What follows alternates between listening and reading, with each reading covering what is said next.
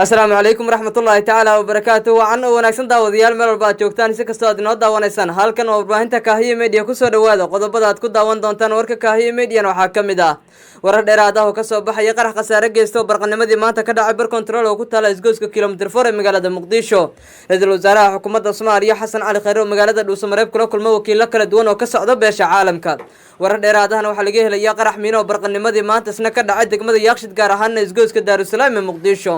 mid ka mid ah xildhibaanada golaha shacabka Soomaaliya oo sharci darro ku tilmaamay guddi uu maalintii shalay soo magacaabay gudoomiyaha golaha shacabka Soomaaliya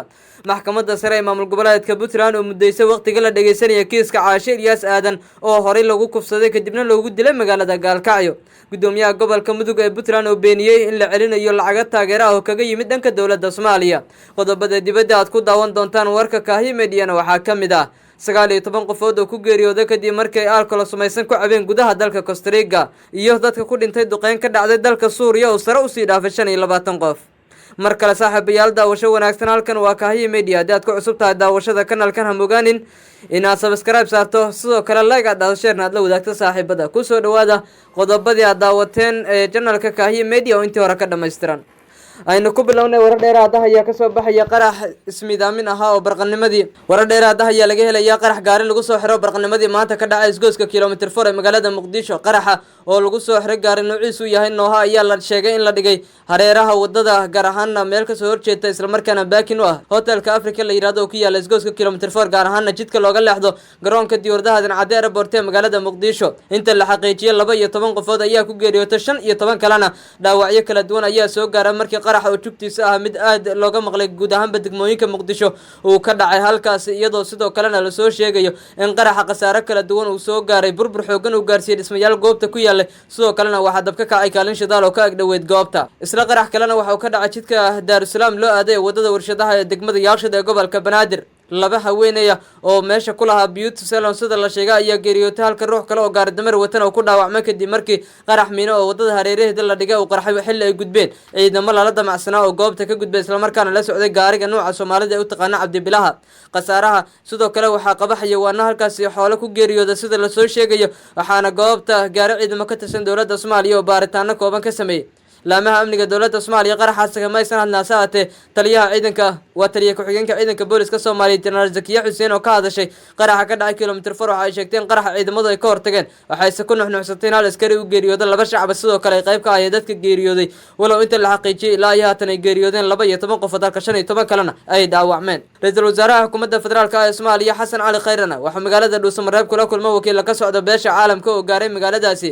James Iswan oo ah wakiilka qaramada midoobay u qaabilsan arrimaha Soomaaliya iyo wafdi hogaaminayo oo ay ka mid yihiin safiirada wadamada Norway, Britain iyo wadamo kale ayaa si heersara loogu soo dhaweeyay gudaha magaalada Dhuusamareeb sidoo kale wakiilka midowga Afrika ee Soomaaliya Francisco Midare iyo xubno kale ayaa qayb ka ah dalka beesha caalamka ay ku tageen maanta Dhuusamareeb madaxa xukuumadda Galmudug Sheekh Maxamed Shaakir Cali Xasan iyo wasiirka arrimaha gudaha Cabdi Maxamed Sabriyo ayaa ku soo dhaweeyay garoonka Dhuusamareeb waxaana kadib la kulmeen ra'iisul wasaaraha Soomaaliya Xasan Cali Khayre waxa la sheegay in ay ka wada hadli doonaan dib u heshiisiinta la filayo in loo qabto beelaha Galmudug iyo sidoo kale xaaladda guud ee amniga deegaanada Galmudug oo ay qayb ka tahay doorashooyinka ku soo fogan maamulkaasi qaybaha dhexe saaxiibayaal ee warka warbaahinta Kaahiye Media ayaa daawanaysan mid ka mid ah xildhibaanada golaha shacabka Soomaaliya ayaa sharci darro ku tilmaamay guddi uu soo magacaabay gudoomiyaha golaha shacabka Soomaaliya Axmed Macalin Fiqo oo ka mid ah xildhibaanada golaha shacabka gaar ahaan sida weyn kuwada u dhaliila dawladda federaalka ee Soomaaliya ayaa guddiga uu soo magacaabay gudoomiyaha golaha shacabka Maxamed Mursal Sheekh Cabdiraxmaan waxa uu ku tilmaamay guddi dana gaar laga leeyahay isla markaana la doonayo in dib loogu soo laabto isla markaana madaxda haatan dawladda hogaamisa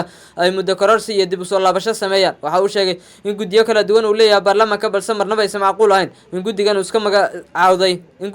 magacawday gudoomiyaha golaha shacabka ay ka shaqeeyaan gudaha caasimadda dalka ee Muqdisho waxa soo taray dadka ka soo horjeesanaya guddi maalintii shalay oo magacaabay gudoomiyaha golaha shacabka mudane Maxamed Mursal Sheekh Cabdiraxmaan dhanka kalena saaxiibayaal maxkamadda sare ee maamul goboleedka Puntland ayaa mudeysay waqtiga la dhageysanaya kiiska Caashe Ilyas Aadan maxkamadda oo war soo saartay ayaa sheegtay in la qaadayo 17 bisha 8 Agoosto ee soo aadan kiiska Caashe Ilyas Aadan 12 tir ayaa ahayd iyadoo lagu kufsaday kadibna lagu dilay magaalada Gaalkacyo ee gobolka Mudug tariya markaasi dad fara badan ayaa ka dhur sugaya in la toogto dadkii falkaasi ka dambeeyay oo iyaga oo saddex haatan gacanta ugu jira maxkamadda sare ee dowlad goboleedka Puntland 17 bisha soo aadan ayaa lagu ballamay guud ahaan bay dadkaasi sharciga la horkeeni doono waxaana maxkamaddu intaas ay ku dartay in si weyn loola macaamuli doono sidoo kalena ay la marin doonaan waxa uu sharcigu ka qaba dadkaasi. Gudaha Soomaaliya qodobka ugu dambeeyana saaxiibayaal gudoomiyaha gobolka Mudug ee Puntland ayaa beeniyay in la celinayo lacag taageero oo kaga yimid dowladda Soomaaliya kadib war-saxaafadeed uu ku qabtay magaalada Gaalkacyo. Waxa uu sheegay in aysan suurtagal ahayn in dib loo celiyo lacag kaga yimid iyo taageero u fidisay dowladda Soomaaliya. Waxa uu intaas ku daray in dowladda Soomaaliya ay tahay dowladooda isla markaana garab walba ay u fidin karto. Waxa intaas soo raaciyay sidoo kale in garoonka Awaalo oo la dhisayo iyo sidoo kale wajidka wadada magaalada Boosaaso guud ahaanba ay qaybtooda ka qaadanayaan. Waxa uu intaas ku daray in ay taageero u fidisay dowladda Soomaaliya isla markaana aysan jirin lacag la celinayo. Waxa uu intaas ku daray lacagaha la celinayo taabeen abuur isla markaana dadku iyagu ay keensadeen wararkaasi. Qodobka dibaddana saaxiibayaal waxa la soo sheegay in ugu yaraan 20 qof ay geeriyootay kadib markii uu duqeyn ka dhacday gudaha dalka Suuriya. Waxa la soo sheegay in 20 qof oo rayid ay geeriyootay sidoo kale dad intaas ka fara badan ay dhaawacmeen kadib markii duqeymo xooggan ay ka dhaceen gobolka Idlib ee dalka Suuriya. Waxa la soo sheegay in sidoo kale dadka geeriyooday ay qayb ka ahaayeen dagaalyahana ka tirsan kooxda Islaamiyiinta ee Daacad sida la sheegay. Dad rayida ayaa weerarka ku geeriyooday diyaaradaha duqeymada waxa la aaminsan inay fuliyeen diyaarado laga leeyahay dalalka Ruushka ama Turkiga midkood. Dalka Suuriya kala bad dadkiisa waxay ku barakaceen dagaalo ka dhaca dalkaasi waxaana la aaminsan yahay in milyan dad ka fara badan ay ku qaxeen dagaalada ka soconaya dalka Suuriya tan iyo 2011. Guud ahaan saaxiibayaal warkaad ka daawaneyseen Kaahiye Media waa inaga intaa. Cidaan saaxiibayaal ku cusub channelkan si aad u noqoto kan ugu horeeya wararka iyo warbixinada halkan aan soo gelino. Subscribe saar kadibna furo gambaleelka, like dheh, share na la wadaag saaxiibada. Tani kulanti dambe saaxiibayaal, nabadgelyo nooli kulanti.